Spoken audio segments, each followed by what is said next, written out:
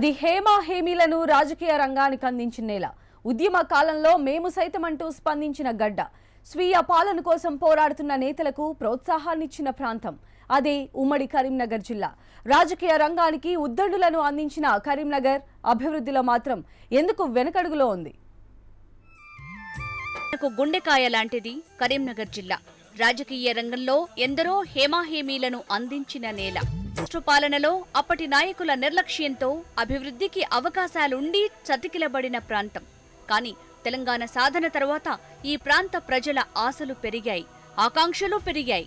KCR CM అయ్యాక మొట్టమొదట పర్యటించింది ఇక్కడే. వలస పాలకుల ధ్వంసరచనకు బలైన కరీంనగర్ను పునర్నిర్మించాలన్న కేసీఆర్ సిటీ రెనోవేషన్ కోసం 100 కోట్లు కేటాయించారు. ఎల్ఎండి తీరంలో బృందావన నిర్మాణం చేస్తామని టీఆర్ఎస్ ప్రభుత్వం హామీ ఇచ్చింది. కానీ అది నెరవేరలేదు. స్మార్ట్ సిటీ నగరాల జాబితాలో స్థానం దక్కిన మెడికల్ కాలేజీ ఏర్పాటు జరగనేలేదు.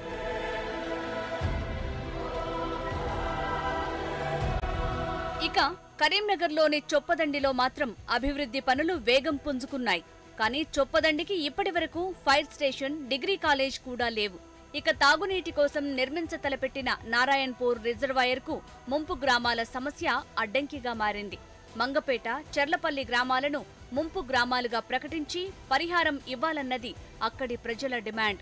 ఇక రుక్మాపూర్ లెదర్ పార్కుకు కేటాయించిన స్థలాన్ని ఇతర పనుల కోసం తరలించడమే కాక ఆ పార్కునే అక్కడి నుంచి మరో చోటికి తరలించటంపై స్థానికులు మండిపడుతున్నారు.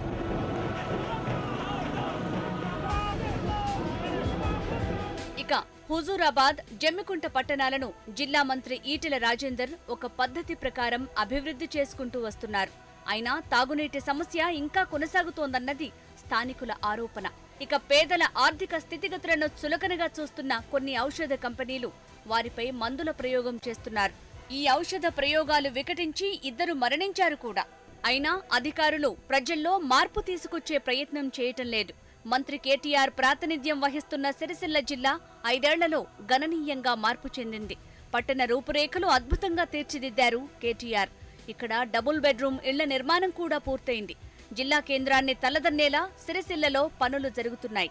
కేటీఆర్ చొరవతో బతుకమ్మ చీరల పుణ్యమాని నేత కార్మికులకు కాస్త ఉపాధి దొరికింది. దాంతో గతంలో కంటే ఆత్మహత్యలు చాలా తగ్గిపోయాయి.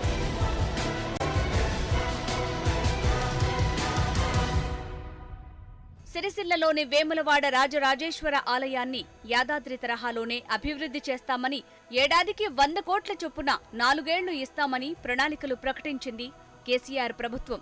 కానీ తొలి ఏడాది మాత్రమే నిధులు విడుదలయ్యాయి. ఆలయ అభివృద్ధిపై సర్కారు మాట తప్పిందన్న విమర్శలు రేగుతున్నాయి. తాగునీటి సమస్యకు మిడ్ మానేర్ ప్రాజెక్టు నిర్మిస్తామన్నా ఇంకా అది కార్యరూపం దాల్చలేదు.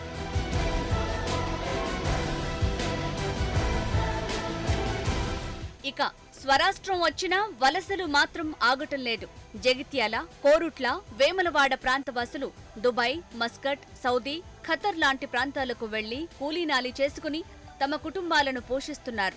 భర్తలు గల్ఫ్ దేశాల్లో కష్టపడుతుంటే భార్యలు ఇక్కడ బీడీలు చుడుతూ తమ కుటుంబాలను పోషించుకుంటున్నారు.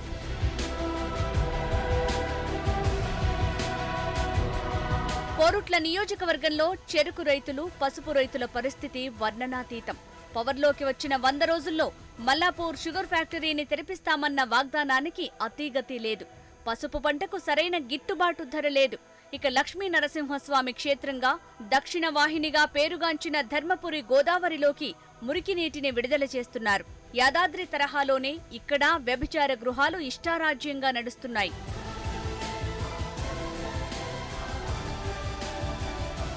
ఇక పెద్దపల్లి జిల్లాలో సింగరేణి కార్మికుల కోసం, సింగరేణి ప్రాంత అభివృద్ధి కోసం ఇచ్చిన హామీలుగానే మిగిలిపోయాయి. కరీంనగర్లో పరిస్థితులు ఎలా ఉన్నాయి? స్వరాష్ట్రం వచ్చినా తీరని సమస్యల పరిష్కారానికి ఏం చెయ్యాలి?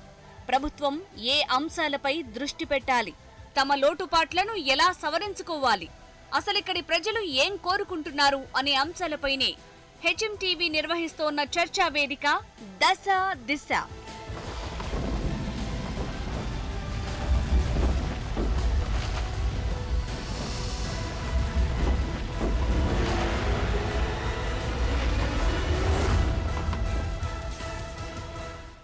కరీంనగర్ దశ దిశ కార్యక్రమం సాయంత్రం 5 గంటలకు ప్రత్యక్ష ప్రసారం అవుతుంది. Don't miss it. అలానే నేషనల్ అప్డేట్స్ చూస్తే